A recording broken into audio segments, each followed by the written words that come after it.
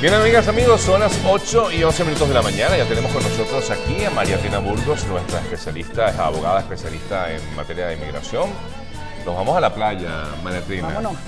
Quedan pocos días de verano, aunque ya, como yo decía al principio, pues aquí en Estados Unidos ya regresaron las clases. Sí. Mariatina, bueno, vengo dispuesto a bombardearte con preguntas, a menos que tú tengas algo antes que informarnos. No, vamos a irnos de una silla. Bueno, tengo varias cositas. Una de ellas, por ejemplo, me preguntaban ayer, yo hice, digamos, una especie de vamos a llamarlo cabildo abierto, pues para que la gente preguntara. Ok, buenísimo. Un poco para que me dieran información. Aquí hay una amiga que me dice que su esposo ya es residente permanente, pidió a su hijo hace ya más de un año, no le ha llegado nada. El problema que tiene y la angustia que tiene es que su hijo está por cumplir 21 años. Ok, sí, muy importante y se entiende la angustia porque el problema con las peticiones de residentes a hijos menores es la demora en la aprobación. O sea, si le aprueban la fecha, si le aprueban la petición, la edad se congela. Ajá. Se llama así, se frozen, ¿no? Entonces, pero el problema está, mientras no la aprueben, el tiempo sigue corriendo. Claro, pero si no la aprueban todavía no está frozen. No está frozen, exactamente. Entonces, ¿qué pasa? Que nosotros aconsejamos, que a veces nos sirve de mucho, enviar una carta diciendo, por favor, expedite, apuren este caso que el niño va age out, se llama eso, va a cumplir 21. A veces funciona, a veces realmente no prestan atención y es cuando tiene que ser. Entonces, pero sí, como para que no quede que no se hizo nada por el niño, se manda pues la carta pidiendo que aprueben. ¿Y esa carta la envía la misma persona? El peticionario lo puede enviar, obviamente, con abogado también, lo que se dice es, por favor, este niño va a cumplir 21 años en X meses. Aunque ellos lo saben, Sí, lo saben, pero ellos claro, todo lo tienen first come, first serve. Claro, tienen muchos casos y eso, por supuesto, dificulta. Sí. Si no, claro, hasta que no haya una aprobación, no se puede decir no se congela la edad. No se congela la edad. Sí. A mí me pasó eso, ¿sabes? Mi hijo cumplió 21 años aquí, pero claro, como el proceso lo inicié. Si la I-140 la aprobaron antes de que cumpliera 21, no importa. Sí. Entonces, esa fue la gran suerte. Entrar, claro pues, que como residente, claro que sí. En mi caso. Sí. Bueno, aquí me preguntan mucho, yo sé que tú no tienes mucho que ver con este tema, pero es bueno saberlo, a ver si tienes información al respecto. Sí, con respecto a los pasaportes, dicen mucha gente, pregunta, ¿necesitamos renovar o hacer prórroga del pasaporte en Estados Unidos? ¿Qué sabes al respecto? Bueno, normalmente... Porque la embajada... A ver, no tiene funciones como tal todavía embajada. No, aquí. Lo que pasa es que, bueno, ya los pasaportes, la buena noticia es que pueden entrar a Estados Unidos con visa vigente, pasaporte vencido. El problema que habíamos comentado la otra vez es, obviamente, cómo sales de Venezuela, si te dejan salir o no con el pasaporte vencido. Las renovaciones de los pasaportes están congeladas, obviamente siempre hay por debajo de cuerda que están haciendo, pagando un dineral. Obviamente, pues la idea no es hacerlo de esa manera, además que se están enriqueciendo ilegalmente todas estas personas que te mandan el sticker desde mismo Venezuela sin tener que ir. Pero bueno, la persona decide cómo lo va a hacer, ¿no? Pero sí es un problema serio que no tenemos pasaporte. Muchísima gente que tiene 5, 6, 7 años sin pasaporte, ¿no? Niños. Y entonces, bueno, pero la idea es que en algún momento se resuelva. Hay gente que dice que lo puede sacar en Venezuela por la vía normal. No sé qué tan cierto es eso. Bueno, hay gente que lo ha hecho, pero hay gente que se tarda mucho, hay gente que se tarda poco, hay gente que tiene suerte y hay gente que termina pagando un realero. Y también hay países de Latinoamérica y de Europa que aceptan, hay que averiguar cada vez que si vas a viajar a algún país, que acepten el pasaporte vencido. Sí. Si eres residente, puedes obtener el Reentry Permit también. Claro, lo que pasa es que también hay mucho temor, normalmente ocurre, por ejemplo, ayer ocurrió con Canadá. Canadá también está aceptando los pasaportes vencidos, según información que daba el embajador de Venezuela en Panamá, en Canadá. Orlando Viera Blanco. Y efectivamente Canadá también lo acepta. El problema es que no sabes si realmente, a ver, está el temor de que llegas a migración, llegas a aduana y tú dices, bueno, mi pasaporte está vencido y me dijeron que yo podía entrar. Lo recomendable sería de pronto imprimir el decreto de Guaidó. No, y sobre todo el reconocimiento del gobierno, no solamente el decreto de Guaidó, sino que, por ejemplo, el Departamento de Estado de Estados Unidos acepta los pasaportes, y eso salió en la página de la Casa Blanca también, entonces puede imprimir eso y cargarlo en caso de que algún oficial buena idea. no sepa. Porque es que tú dices, yo llego a Estados Unidos con mi pasaporte vencido, yo lo sé, el gobierno de Guaidó lo sabe públicamente, digamos, por televisión, por redes, claro. El gobierno de Estados Unidos, pero no, algunos puertos, por ejemplo Miami, sabe casi siempre están informados y actualizados, pero a lo mejor entras, qué sé yo, por Charlotte, que es North Carolina, que hay vuelos también internacionales, y resulta que no tienen idea ni dónde está Venezuela, entonces mejor que cargue su decreto. Aquí dice una persona, Adri nos escribe, una persona dice que está en proceso de asilo, aún sin entrevista, tiene 2 años usando WIC, no sé qué es, Sí. y Medicaid para mis niños. ¿Esta medida me afectará? Comenta Adri. Bueno, acá con la nueva legislación que va a salir en octubre 15, ellos dicen que las personas que hasta esa fecha tienen ayuda del gobierno no deben preocuparse, ¿ok?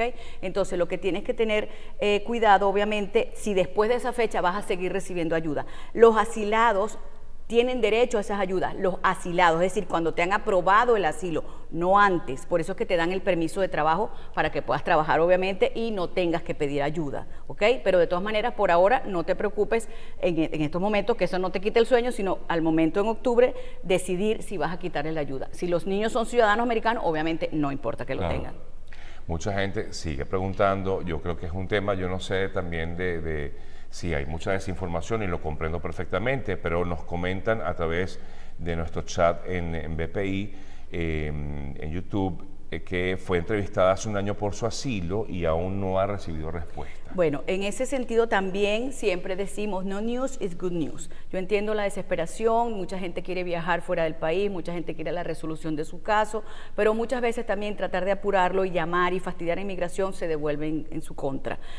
Una vez que tú tienes la entrevista, si no habías obtenido el permiso de trabajo, vuelve a empezar el conteo de los 150 días y entonces vuelves a tener tu permiso de trabajo también. Yo siempre digo, vamos a deje tranquilo, no apure, la decisión va a venir tarde o temprano, mientras más lejana la decisión, más probabilidades tenga que le aprueben el asilo. Ahora, ¿qué pasa si de pronto, o sea, te llega a tu casa, a tu residencia, te dicen su asilo no ha sido aprobado? Sí, bueno, aquí te llega una carta. Normalmente tienes que ir a recogerla en la oficina de asilo a las 2 semanas de tu entrevista, pero normalmente, porque tienen tanta gente, no lo hacen. Entonces te mandan una carta y te dicen, no venga, nosotros se lo mandamos. Entonces, espera hasta que llegue el correo. Por cierto, muy importante lo que dices, porque si te mudas, tienes que notificar a inmigración con el formulario AR11, es importante, y también notificar por escrito a la oficina de asilo, aquí por ejemplo en Biscayne Boulevard, que es donde está la oficina. Es importante porque si te mandan la decisión y no recibes nada, después te llega una cita de corte y entonces no es culpa de inmigración porque no cambiaste la dirección. Entonces tienes que notificar que te mudaste para que puedas recibir las notificaciones. Entonces recibes la notificación, te niegan el asilo, ellos dicen, esto no es una negativa de su asilo, usted podrá pelear su asilo en corte. Entonces va a la segunda tanda. A ver, doctora, mi hermana está recién llegada con sus niñas, se tiene probable asilo, pero no tiene cobre, le dijeron. No tiene cobre, eso es maracucho. Sí, no tiene cobre, no tiene. Gracias porque no entendía. Es que a veces cuando escriben muy rápido es maracucho, no hay duda alguna, doctora. No tiene cobre. No tiene dinero, pues. Le dijeron que le iban a ayudar a una iglesia. Ajá. En todo caso, está recién llegada con sus niñas y tiene probable asilo. Bueno, es que cada caso de asilo es un caso. Es diferente, sí. Sí. Una experiencia distinta. Sí, ¿no? hay mucha gente, como siempre decimos también, que habla mucho, que opina, que bueno, no sé cuándo se graduaron en esa materia y bueno, se la dan de que saben mucho, es muy peligroso eso. No estoy diciendo que no oigan a las personas, pero tengan mucho cuidado con esas recomendaciones. Yo no tengo nada contra la iglesia, esta iglesia que está en Biscayne creo que también ofrece a precios módicos ayudas al asilo, pero tienen muchísima gente, entonces el asilo te lo preparan, lo mandan y después es muy difícil comunicarse con ellos, entonces lo que tienes que estar por supuesto encima de ellos. Sí ayudan a la gente que no tiene mucho dinero, entonces, pero tienen que estar pendientes de su caso, ustedes mismos, de las direcciones, de los cambios, porque se ha visto casos que se pierde un expediente, que no le llega la cita a la persona y porque están realmente abarrotados de trabajo. Por aquí me preguntan también, María Trina, a través de nuestro canal de YouTube en BPI, acerca del ajuste cubanos para hijos nacidos en Venezuela. Ok, acá muy importante, todavía está el ajuste cubano. Eso te iba a preguntar, sí, está vigente. Todavía está vigente, obviamente tiene que entrar con visa, ya se acabó eso de entrar pie seco, pie mojado. Entonces, ¿cuál es el problema? El problema ahora es que el padre o madre cubana tiene que registrar al hijo en el consulado del tercer país, que en este caso sería Venezuela, por ejemplo.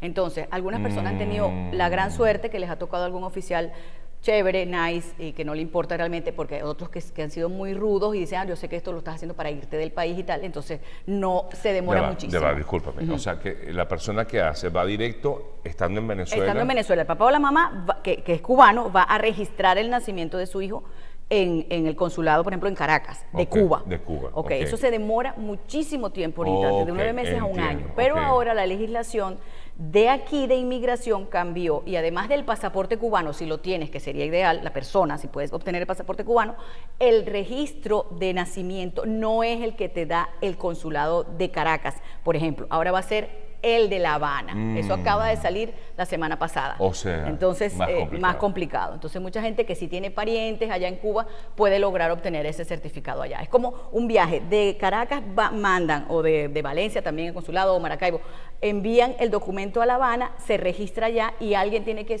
sacarlo y mandarlo para acá. Entonces, lo están poniendo un poquito más complicado cada vez. Pero bueno, el año del día se sigue cumpliendo y sigue habiendo el ajuste cubano, todavía. Bueno, estamos conversando con la doctora María Trina Burgos.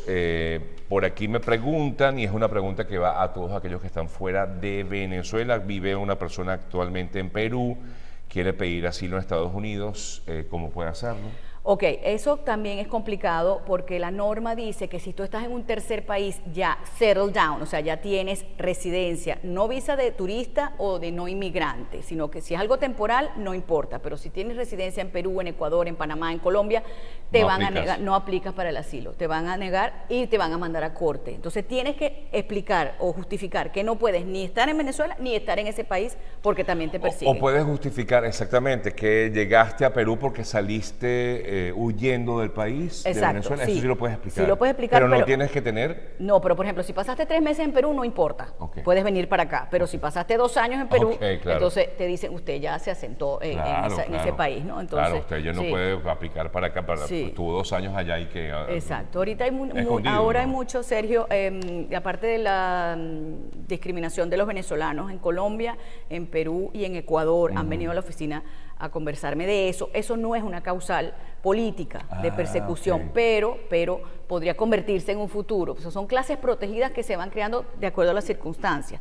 Entonces, todavía pues no es una causal decir que a tu niña le hicieron xenofobia o algo así, ¿no? Pero a tu hijo, quien sea, ¿no? Porque también los niños en los colegios son terribles. Pero es un problema serio ahorita eso. Claro, el tema xenofóbico no necesariamente tiene que ser un causal de asilo, pero pudiera ser, sobre todo que el gobierno es el que persigue. Si el gobierno discrimina en razón al país, ya eso es otra cosa, pero la persona privada, natural, que en el colegio o en el trabajo te insultan en el ascensor, mucha gente en Panamá me dice que están en el ascensor y empiezan a insultarlos a los venezolanos, y entonces pues es bien triste, pero no es una causal de protección, pues. Aquí comentan, una persona que también está aquí, necesita un abogado pero no tiene dinero. ¿Hay fundaciones que colaboran? Sí, hay fundaciones. Nosotros también trabajamos pro bono, esto se lo voy a decir porque es importante, pero el abogado escoge el trabajo que va a ser pro bono. Y les voy a decir por qué. Porque mucha gente realmente dice que no tiene dinero y anda con su cartera brand, última moda de Europa, ¿no? Entonces... ¿Cómo así? Louis Vuitton, la cartera que vale $2,000. ¿Entiendes? No estoy diciendo que no vayas sin cartera para la oficina, pero uno sabe cuando la persona, a la oficina llega gente que va en autobús a mi oficina, o que no tiene celular. Esa persona no tiene dinero para comprar un carro, realmente se ayuda, se le hace el pro bono, es decir, gratis, ¿ok? También en la iglesia. ¿Qué es el pro bono? Pro bono es una palabra latina que se llama, ¿cómo trabajas tu pro bono? Pro bono es gratis, que no se cobra, ¿no? O se cobran los gastos, las copias, el correo, pero es un pago mínimo que se hace. Siempre hay que cobrar algo, quiero que entiendan, porque cuando es gratis, la persona es menos agradecida. Algo tienes que pagar, así sea $20, porque el bolsillo te duela un poquito. Eso es la experiencia que nos ha llevado a nosotros a eso, pero la persona, si no tiene dinero y tiene un caso bueno, se le puede ayudar. O sea, pero no es una cosa de que públicamente todo lo que hace María Trina es gratis. No, es para que sepan que sí se escoge el caso pro bono, además que es obligatorio el abogado hacer ciertas horas al año de trabajo gratis. María Trina, me preocupa mucho el hecho de que algunos o muchos venezolanos han venido a este país, aquí a Estados Unidos, con casos de asilo. Y normalmente no todos los casos son de asilo. a pesar de que tú creas que efectivamente pues sí cumple con ello, ¿no? Muchos han exagerado, incluso mienten, y todas esas mentiras, no se lo digo yo, yo no he tenido esa experiencia, gracias a Dios, pero sí conozco de personas que mienten y esas mentiras se descubren. Sí, siempre las mentiras tienen las patas cortas, como decían, porque, claro, porque sí, al mira, final... las consecuencias de las acciones siempre repercuten. Mira, el problema del asilo ahorita, que las citas son rápido, no, el gobierno americano, o sea, inmigración no dijo, fue culpa de los venezolanos, que no fue culpa de los venezolanos, pero sí ayudó bastante, porque ¿qué pasa? El venezolano sale con el asilo bajo el brazo, preparado, una cosa espectacular. Y eso no es así, o sea, la vida real, el asilado sale de su país corriendo, de un día para otro, en la maletera de un carro, en un barco, en un bote, lo que sea. Entonces, ese es el asilo verdadero, porque el asilo verdadero, el testimonio es lo importante, el testimonio es el cuento que tú vas a echar. Pero claro, si tú tienes pruebas documentales, buenísimo también, excelente, tienes pruebas médicas, tienes pruebas de daños que te han hecho, de denuncias, todo eso también ayuda, pero es muy raro que todos los casos de los venezolanos resulta que estaban perfectos y buenísimos. Entonces, y el mismo historia, el mismo cuento, los 3 motorizados vestidos de negro en la esquina de mi casa, o sea, no. Pero eso trajo esa consecuencia. Entonces, si usted tiene un caso bueno de asilo, se lo van a dar. Le van a dar su asilo independientemente que lo que tenga es una hojita en su testimonio. Claro, por eso es que en el pasado, estoy hablando de 5 o 6 años, tú introducías un caso de asilo de ese tipo y era aprobado prácticamente muy rápido, pero sí. Cuando se dieron cuenta de que era muy repetitivo, sí, es verdad, cosa que puede ser cierta. Sí, dijeron, aquí está pasando algo, claro. Vamos a revisar ahora cada caso. Entonces, ¿qué pasa? De hecho, ahorita que están saliendo las entrevistas más rápido, ya se están demorando un poco más, porque también la gente sigue aplicando asilo igualito, entonces están abarrotados, demasiada la avalancha de asilo, y entonces están lentos otra vez, o sea que por ahí es beneficioso, ¿no? Aquí nos preguntan, la señora Carmen, de los casos de hijos que estén aprobados y solo están en la cola para cuando salgan visas para residencia, ¿entran en los nuevos cambios que ha dicho el presidente Trump? No, todavía no han cambiado las categorías de familia, todavía siguen iguales. Él quiere eliminar lo que llaman la inmigración en cadena, pero todavía no lo han hecho. Aquí otra persona pregunta, hablando de asilos, en mi solicitud de asilo ya la introduje, pero luego eso ha continuado, las amenazas han continuado desde Venezuela. ¿Cómo hago yo para agregar a mi caso esto? Bueno, pues mucho mejor si han continuado y tienes prueba de eso. ¿Qué es lo que pasa? ¿Esas pruebas son cómo, disculpe doctora? ¿Pueden ser documentales? Sí. Pueden ser documentales o también... Videos tecnológicamente uno lleva los videos, ellos no los ven, porque dicen que no tienen los aparatos ni los instrumentos, pero sí es bueno tenerlos. Esta persona tiene que, el día de la entrevista, es la oportunidad de llevar todas las pruebas que no llevaste o que no se enviaron. No hay ningún problema con eso, pero sí vaya recolectando todas. Yo no soy partidaria de enviar las pruebas así como cuentagota, o sea, enviar una, enviar la otra, porque eso se pierde en el camino y no llega al expediente que es. Entonces, tenga sus pruebas en la mano y cuando llegue la cita, usted las lleva.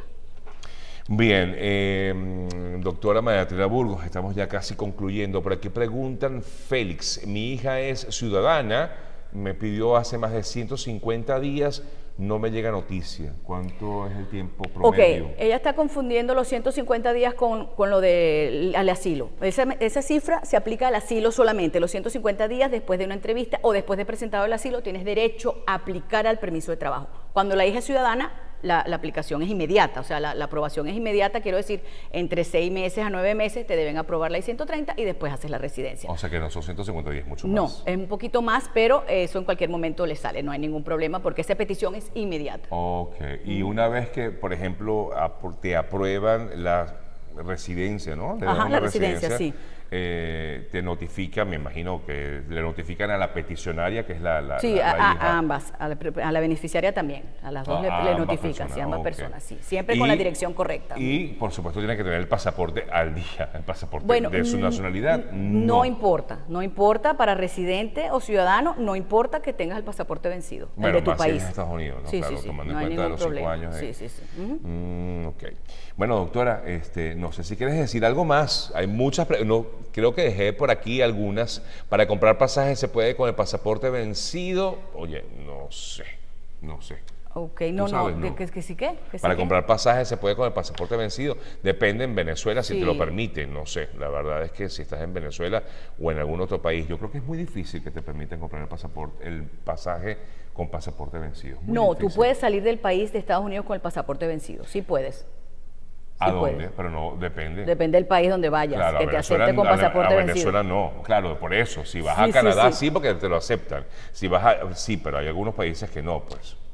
Sí, yo creo que sí. ¿Qué estatus tienen los venezolanos llegando a la frontera? No entiendo, Freddy, ¿qué me preguntas? Escribió una señora Ajá. que quiere ir con su familia a la frontera.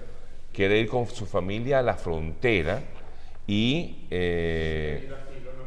y pedir asilo en la frontera con su familia. Bueno. Oye, wow, Dios mío. Bueno, yo yo eso entiendo la no, sí, desesperación, yo eso pero ya lo hablamos no acá también. Yo no lo haría. Hay mucha gente entrando por la frontera, mucha gente pidiendo asilo, es muy peligroso, sobre todo si hay niños menores, si hay niños, pero es decisión de cada quien, pues. Ahí están otorgando los asilos, no, están otorgando la pregunta del miedo creíble. Entonces, si presentas un miedo creíble, te van a dejar entrar y vas a corte, vas a esperar tu fecha de corte, que puede ser muy larga la espera, y bueno, entonces hay mucha gente que está en México esperando la corte, que ya intentaron entrar, pero los devolvieron a México y están esperando allí. Entonces, es decisión de cada familia, realmente Sí. tratamos Mira, de aconsejar que no lo hagan realmente. Sí, vamos a hacer un contacto telefónico, me está comentando Marely, que tenemos previsto conversar con el padre Ismael, ¿no? De la iglesia Israel. de aquí, de Israel, perdón, de la iglesia de aquí de Guadalupe. Tú le hiciste el caso al Sí, padre. a una cantidad de Oye, qué gente increíble, allá, qué chévere. ¿cómo hacen? O sea, no, pero te pregunto, que me llama la atención, ¿qué argumentan, por ejemplo, los sacerdotes para venirse para Estados Unidos? Bueno, no, ellos tienen la visa Es R. igual, Sí, es no, igual. ellos tienen la visa R. ¿Cuál es la visa R? La visa de religiosos. Sí, ahí está la Ah. visa R, que luego se hace la I-360 y luego se hacen residentes, sin ningún problema. Sí, sí, sí.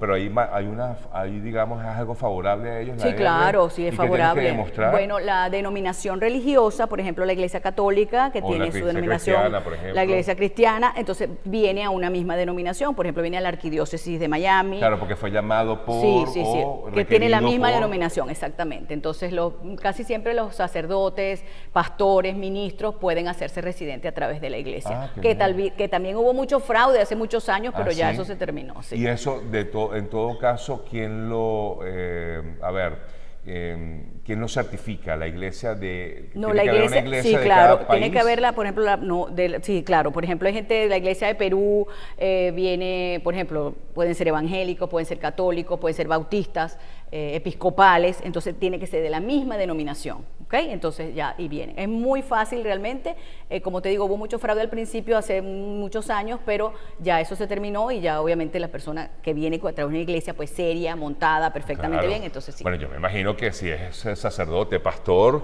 no va a cometer fraude, ¿verdad? Aquí tenemos al padre Israel Mago, ¿verdad? Usted tiene que dar el ejemplo, ¿no, Israel? Buenos días. Bueno, eso tratamos. Buenos días, Sergio, buenos días, María Trina, Dios los bendiga. Amén, Amén. amén. Un placer conversar con usted. Y bueno, aquí hablando acerca de cómo hacen algunos religiosos, de personas pues relacionadas con las iglesias, a ver, para venirse a Estados Unidos, que no es sencillo, pero pues, me está contando pues la doctora María Trina. ¿Cómo le fue a usted, padre Israel? Bueno, es un proceso, yo durante años tuve la visa de religioso, de Ajá. religioso, y la arquidiócesis de Miami, bueno, creo que son las normas, ¿no? Las reglas de migración. Sí, es que claro. después de 2 años, ya como clero, es que tienes, digamos, la oportunidad de aplicar para la residencia. Y eso fue lo que yo pude hacer. Así pues, de esa manera fue que lo hice. Tuve que esperar todo un tiempo para poder aplicar, y afortunadamente pues todo se pudo hacer sin mayor inconveniente. ¿Y qué tal la experiencia, su experiencia como párroco aquí en esta ciudad? Porque es prácticamente como si estuviera, no sé, pienso yo, en Valencia, en Maracaibo. ¿Ah? Sí, aquí este es como que bueno, el paraíso de todos la mayoría de los venezolanos. Y sí, esta es la casa espiritual de miles y miles de personas. La mayoría son venezolanos en realidad, Sí, sí. pero hay más de 40 nacionalidades Así es. en la parroquia de Guadalupe en el Doral. Sí, lo importante es que también lidiar con otras nacionalidades también es bueno, digamos, como ciudadano, como ser humano, y poder experimentar también y conocer las realidades de otros países, ¿no, padre? Así es, así es. Todos los que llegan allí a la parroquia y a cualquier parroquia, pues buscan ese refugio, ¿no? Esa casa espiritual o esa familia espiritual que la mayoría hemos dejado en nuestros países, ¿no? Ahora, cuando le piden, por ejemplo, orientación en relación, padre, con estos casos que estamos conversando con la doctora Burgos, ¿qué les dice, padre, cuando hay, digamos, esta gente que quiere quizás, o está aquí ilegal, está buscando un asilo, o está buscando una manera de quedarse legal en el país? ¿Qué le recomienda a usted, doctor, padre?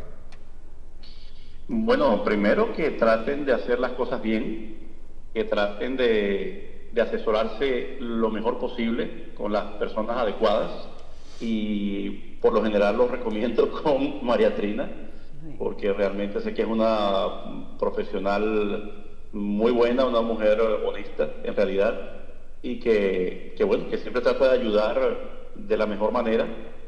Una de las cosas buenas que yo veo de la doctora María Trina, y no es porque está aquí presente, realmente lo he comentado con mi mamá también, Sí. es que ella siempre trata de buscarle una solución a las personas. Ella es una persona que siempre trata de darle esperanza a la persona que va a verla de una manera o de otra, y creo que eso es lo que uno más necesita, ¿no? Claro. Cuando uno está en una situación de este tipo de índole migratorio. Sí, no, y que le digan la verdad a uno también, ¿no, padre? Que es lo importante. Exacto. Porque si de repente uno... Pero ella siempre trata de buscarle una solución de una manera o de otra. Eso es importante, así es. Bueno, padre, un fuerte abrazo, gracias por permitirnos conversar con usted y conocer su experiencia. Bueno, también no sabía, y para mí noticia totalmente el hecho de que religiosos pueden también pedir su visa R, Sí. que es la visa pues que le permite la residencia aquí. Un fuerte abrazo, padre.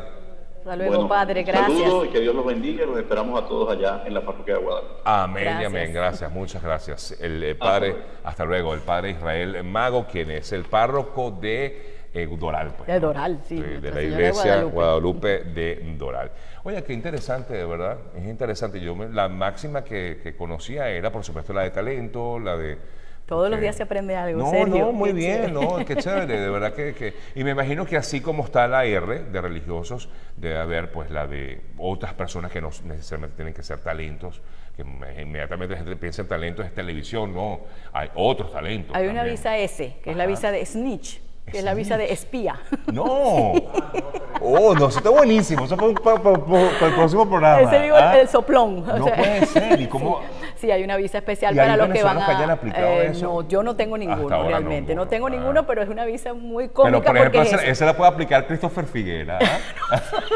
los que, El soplón. que son que vienen, entonces le dan esa visa de protección, pero que van a también ayudar a resolver casos internacionales de terrorismo, de narcotráfico, de todo eso. Esa es la visa S. Wow, Así qué que bueno, interesante. sí, Por sí, ahí sí, más sí. de uno que está buscando esa visa, que Rápidamente. salió corriendo a Venezuela y le dijeron, nada, vente para acá, que por aquí te damos la información y tú... No sé. La visa T, la visa de trafficking, de gente que ha sido víctima de tráfico humano, también es una visa importante, la T. O sea, visa que realmente el abecedario lo tenemos. Ah, ¿sí? Sí, sí, sí. O sea, la T es tráfico humano, o sea, Trafficking, sí. trata de personas. Trata de personas, exactamente. Así es. Bueno, Mariatina, un placer haber No, conversado gracias a contigo ti, como Sergio. todos los martes. Recuerden que tenemos a Mariatina Burgos aquí, y si no está aquí físicamente, la tendremos live, ya veremos cómo hacemos. Lo importante es que todos los martes tengamos nuestra entrevista de migración, pues como verás, siempre hay muchas preguntas, dudas, de repente algunas se repiten, pero bueno, pero es que hay muchas interrogantes Siempre es con bueno, respecto claro al que tema, sí. y muchas gracias de verdad, No, gracias a Mariatina, ustedes. por este contacto. Pueden seguir a Mariatina en @mariatinaburgos, allí está su cuenta en Instagram, y por supuesto contactarla a través del número telefónico aquí en Estados Unidos, el 305-468-0044, y desde Venezuela también pueden hacer un contacto telefónico como si fuera una llamada local, es el 0212-771-30. Valentina. Gracias, Un placer feliz día. tenerte conmigo. Y ya venimos con más del Día Consejero.